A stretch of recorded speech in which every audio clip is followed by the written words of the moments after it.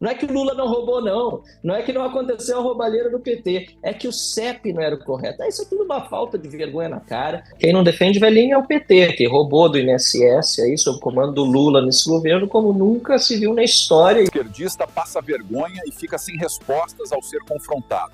Assista ao debate que fez a narrativa da esquerda desmoronar. Deputado Marcel Van Hatten, os elementos apontados pelo relatório da Polícia Federal complicam a situação de Jair Bolsonaro. Boa noite e obrigado pela presença. Boa noite, Leandro. Bom, quem não defende velhinho é o PT, que roubou do INSS aí, sob o comando do Lula nesse governo, como nunca se viu na história. Isso, o INSS é pródigo em escândalos de corrupção. Tanto é que agora tem uma CPMI para tratar do roubo de velhinhos, de aposentados, deficientes físicos, e aí, Lindbergh, o teu partido, o PT, que é especialista em não defender velhinho, em roubar velhinho. No caso do 8 de janeiro, o que nós vimos é que é uma grande farsa. O que nós estamos acompanhando dia após dia é que todo esse processo aí, sim, vai complicar Bolsonaro. Sabe por quê, Leandro?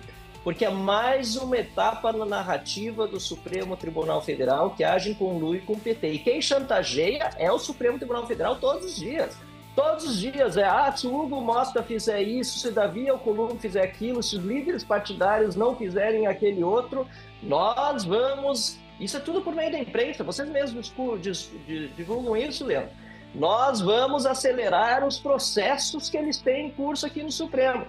Os ministros estão prevaricando, por acaso, que não julgam os processos se são de corrupção? A verdade é que quem no passado tinha processo de corrupção, a maioria era gente do PT que teve processo anulado. Se o PT tivesse todo esse empenho que tem para tratar da farsa do 8 de janeiro, para punir bandido e punir corrupto, inclusive dentro do próprio partido, se tivesse 10%, não vou dizer toda a força não, 10% desse empenho, o Brasil já seria outro país.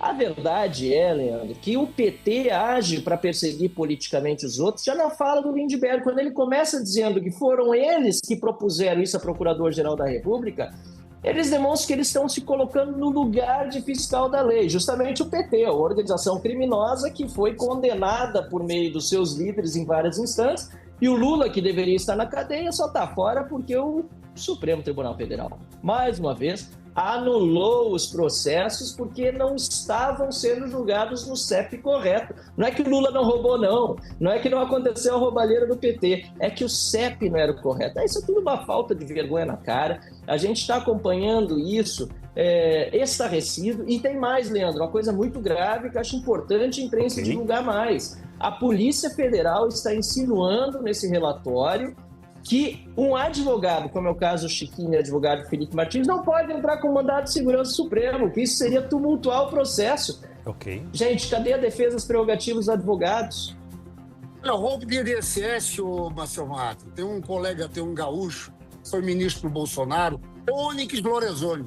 Sabe quem está fazendo essa investigação do INSS? Foi decisão do governo, CGU, Polícia Federal. O Onyx Lorenzoni ganhou R$60 mil, dinheiro na conta de campanha. Vocês vão ver. Eu quero ver. Nós queremos passar essa situação do INSS a limpo. A gente sabe e vai aparecer quem está envolvido nisso. Nós não temos preocupação. Agora, digo uma coisa para você.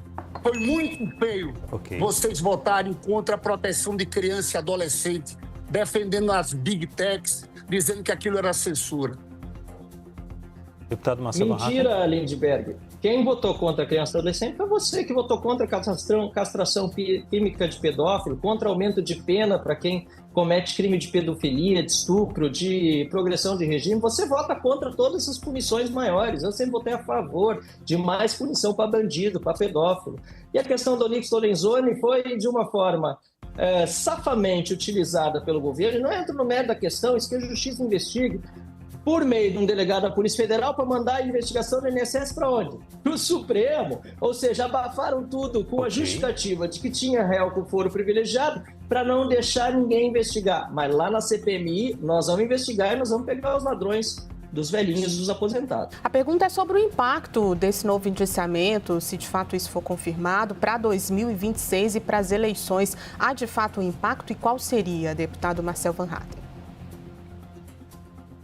É evidente que o impacto está sendo dado dia após dia. Sabe por quê, Juliano? Porque o PT não tem condição de se manter sem essa narrativa.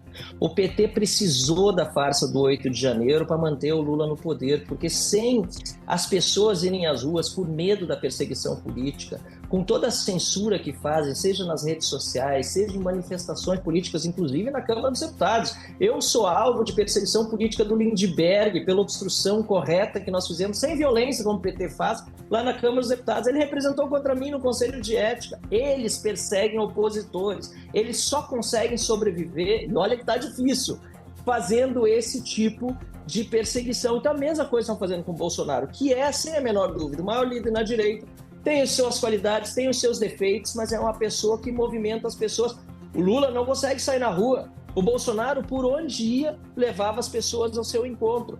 Aí inventaram que ele se reuniu com os embaixadores, coisa que a Dilma fez. Agora dizem que o Eduardo está viajando no exterior contra a soberania, coisa que o Lindbergh fez. O Lindbergh tem roupa de frio no inverno nos Estados Unidos, lá denunciando o suposto golpe contra Dilma Rousseff, tudo constitucional, com Lewandowski, que é o ministro da Justiça do Lula, presidindo o impeachment da Dilma. Ou seja, eles iam para lá mentir sobre o Brasil, e agora que o Eduardo e tantos outros estão falando a verdade da perseguição que acontece no país, eles estão agredindo a soberania. Eu digo de novo, faça-me o favor, tem que ter muita paciência, mas nós temos. 2026 será o ano da direita.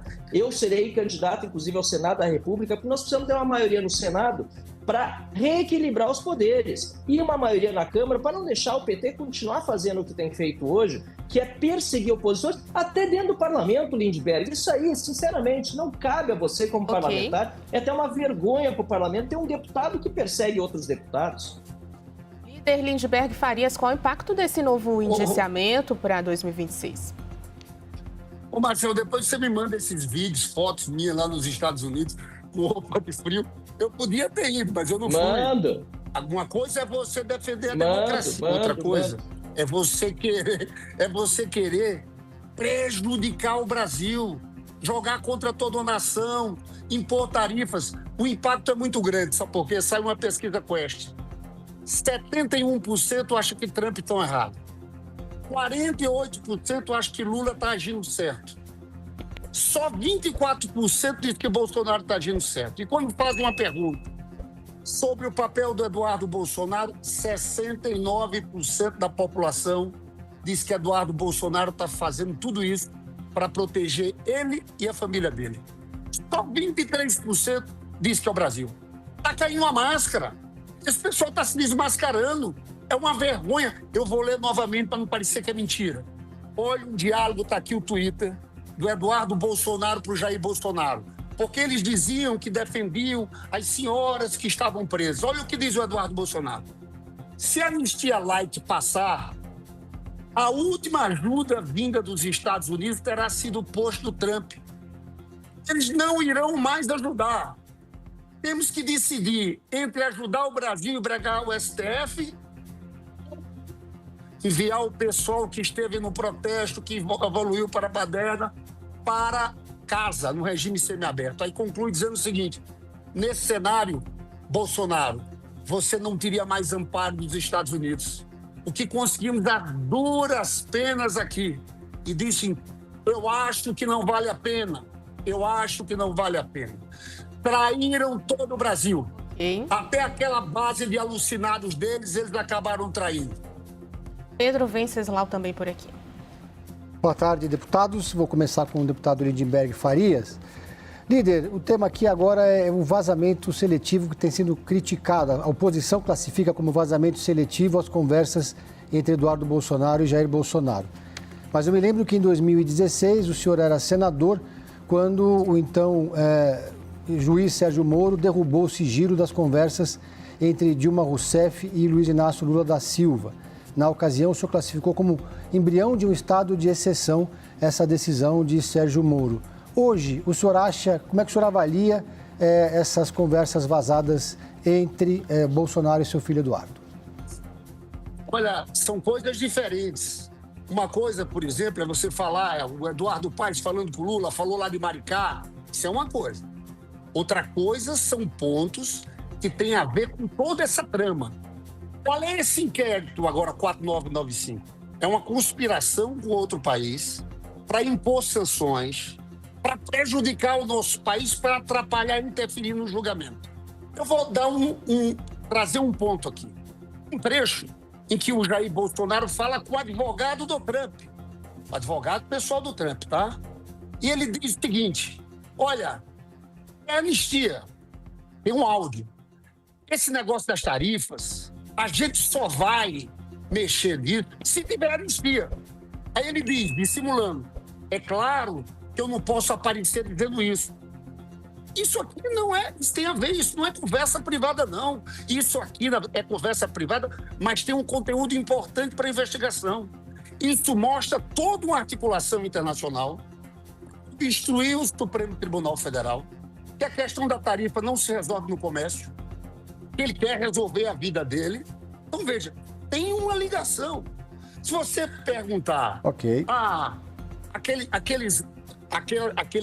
aquelas coisas de vai não sei o quê, talvez aquele poder... Agora, isso mostra o grau de desequilíbrio em que a gente está metido. É uma turma que quer chantagear o país, parece que está chantageando o país no hospício. Deputado Van Hatten, eu faço a mesma pergunta, só que de modo invertido. Em 2016, houve um vazamento seletivo quando Sérgio Moro abriu o sigilo da conversa entre Lula e Dilma?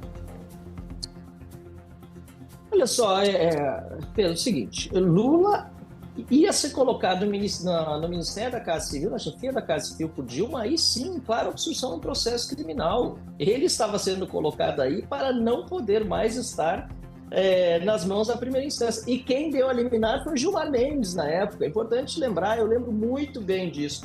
É muito diferente do que o que a gente está vendo agora. Só numa ditadura é crime pedir asilo político para outro país. E é isso que o PT está dizendo. Que, aliás, não foi nem pedido. Um documento que acharam no celular do Bolsonaro teria sido criado por uma terceira pessoa, foi utilizado pela Polícia Federal do Lula e do Alexandre de Moraes, um documento pedindo asilo político argentino, como um comprovante, uma comprovação da realização de um crime de obstrução da justiça. Eu repito, só em ditadura é crime pedir asilo político. O Lindbergh adora a tarifa, só não gosta das do Trump. Eu não gosto das do Trump e não gosto das do Tachad, aliás, do Haddad. Odeio os impostos do Haddad, mas o Lindbergh adora, não gosta do imposto quando não é do Trump. Mas se é do Lula, não tem problema. Quando ele trata de jogar contra o Brasil, Lindbergh, é roubar velhinho, é roubar deficiente físico, é roubar estatal, é ter um monte de criminoso que estava em lista de corrupção circulando nos corredores de Brasília, só porque os processos foram anulados, mas não porque foram inocentados. Isso é jogar contra o Brasil. Nós estamos hoje numa situação muito lamentável, mas eu tenho esperança e fé no nosso país e com certeza vamos recuperar.